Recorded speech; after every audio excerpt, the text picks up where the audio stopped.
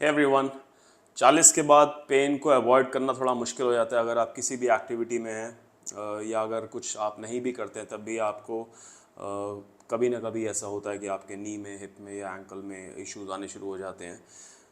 तो आज एक वीडियो बना रहे हैं। 5 एक्सरसाइज हैं जो आपके नी, आपके एंकल और आपके हिप, इन तीनों के मसल्स को टारगेट करता है।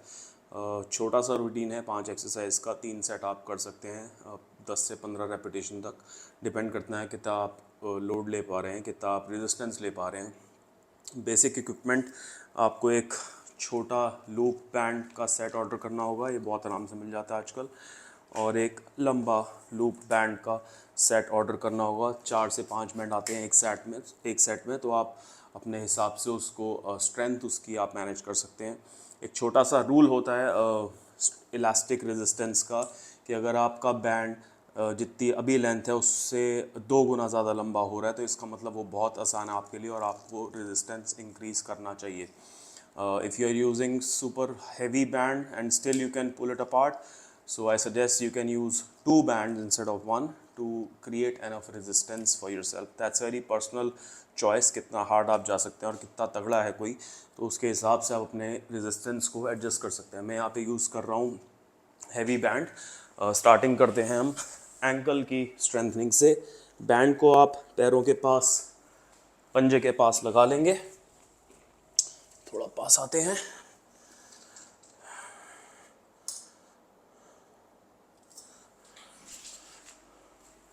बैंड आपके पंजे के पास आगे की तरफ, और stretch slightly apart. There is already some resistance when you start. आपने जब स्ट्रेच कर लिया ऑलरेडी थोड़ा सा रेजिस्टेंस है आपके पास। आप लेग सीधी कर लेंगे, लेग्स को वाइड कर लेंगे और अपने एंकल्स को अंदर की तरफ मोड़ लेंगे और फिर बैंड को बाहर की तरफ पुश करेंगे। कुछ ऐसा सा दिखेगा आपको पीछे से।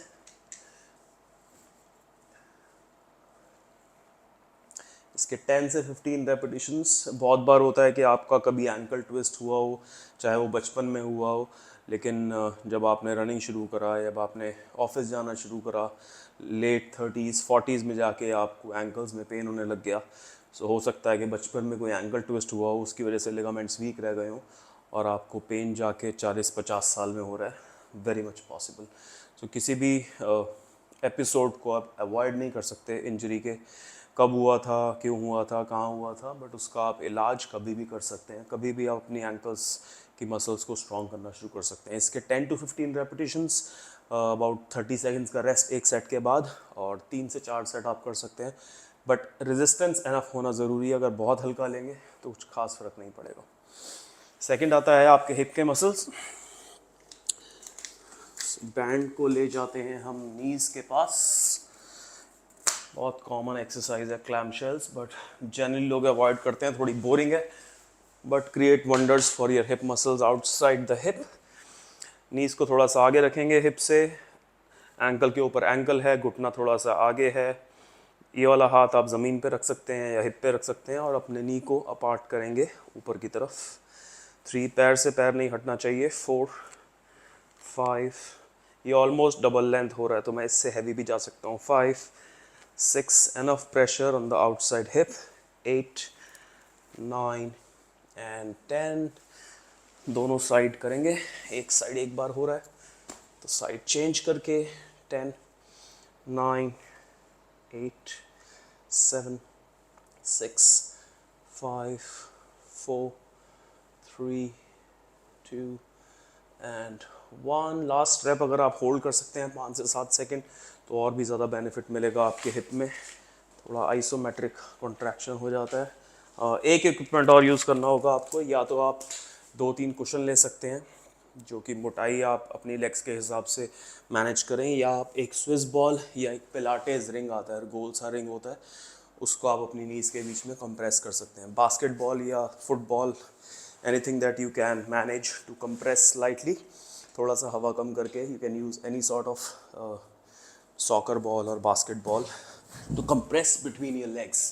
This strengthens your inner thighs adductors. Generally age के साथ बहुत वीक हो जाती हैं। This are very very important core group of muscles जो आपके बॉडी के बैलेंस, अलाइनमेंट और स्टेबिलिटी के लिए बहुत बहुत ज़रूरी है, ये वीक हो ही जाती हैं। दोनों नीज के बीच में आप बॉल दबाएंगे, होल्ड करेंगे 5 काउंट्स और रिलीज करेंगे। 2 3 4 5, 2 3 4 5, 2 3 4 5, 2 3 4 5, 2 3 4 5, 2 3 4 5, 2 3 5, 4 more, 5 3 2 and last one and relax। हर एक एक्सरसाइज के कम से कम 3 सेट करेंगे तभी फ़ायदा होगा। इसके बाद आते हैं हम नी की स्ट्रेंथनिंग पे। Quadriceps, the front of your thigh, very very important muscle to stabilise your knee joint.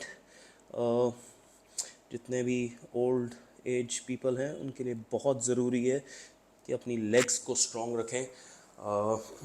Avoid falls, strengthen your bones, gives you stability again, single leg balance, everything is supported by your quadriceps, huge muscle group in the front of your thigh।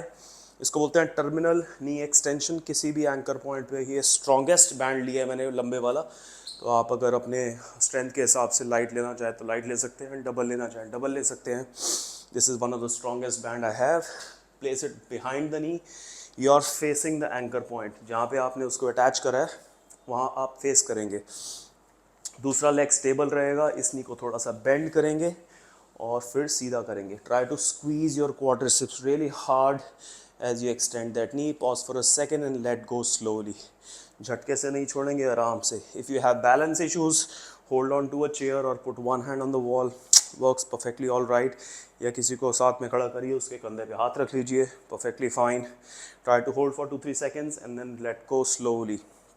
really focuses on quadricep strength in a close kinetic। आप खड़े हैं और आप quadricep strength कर रहे हैं, इससे better कुछ नहीं हो सकता quadricep को ट्रेन करने के लिए। perfect exercise to strengthen all the quadricep muscles। 10 repetitions on the left, then you slowly try to switch। ध्यान से करें, बैंड अपनी तरफ आपको खींचेगा तो स्विच बहुत आराम से करें। और दूसरी साइड पे भी टर्मिनल नी एक्सटेंशन, नी हल्का सा bend, then try to squeeze the front of your thigh। You might feel little bit of pain or something weird happening in the knee, that's because your knee doesn't know how to fire quadriceps in standing position। अगर आपके घुटने week हैं तो आपको कुछ ना कुछ नी में थोड़ा बहुत निगल होगा इनिशियली, बट आई थिंक 4 बार अगर आप कर लेंगे, 4 सेशन कर लेंगे एक्सरसाइज के, तो वो निगल ख़त्म हो जाएगा and you will feel much better in walking, climbing stairs, squatting down, sitting on a chair, getting in and out of the car, and a number of work related pains and aches are sorted with these few exercises। Last one but not the least, we are doing hamstring and hip strength। again standing position में करेंगे। Band हमने यहाँ लगा रखा है, anchor point लो angle पे है, so close to the ankle आपने एंकर करना है अपना बैंड। लो पॉइंट पे कहीं पे फंसा के अपने एंकल के पीछे आप बैंड डालेंगे। Again I would like to use something for balance on the opposite side. अगर मैंने राइट फुट में एंकर करा है तो मैं लेफ्ट हैंड में स्टिक दबा के ज़मीन में रखूँगा ताकि मेरा बैलेंस ख़राब ना हो। तो यहाँ से आप हल्का सा पुल पोजिशन में ऑलरेडी अपनी लेग को थोड़ा सा आगे जाने दें और पीछे की तरफ किक करें। ये आउट ऑफ फ्रेम हो गया। ओके, हल्का सा लेग को आगे जाने दें और पीछे की तरफ पुल करें।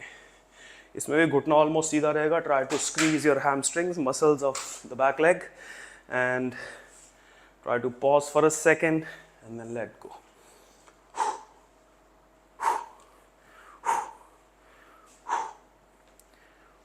इसके भी 10 repetition। Then you switch the leg, you can place the hand on the wall also, so stick is just for ease। दूसरी साइड पे एक हाथ दीवार पे, दूसरा leg stable, let go and slightly pull। try to use your hamstrings and try to squeeze your butt as you pull। this is 4th, 5, I'm already sweating, 6, 7, 8, 9 and this goes 10।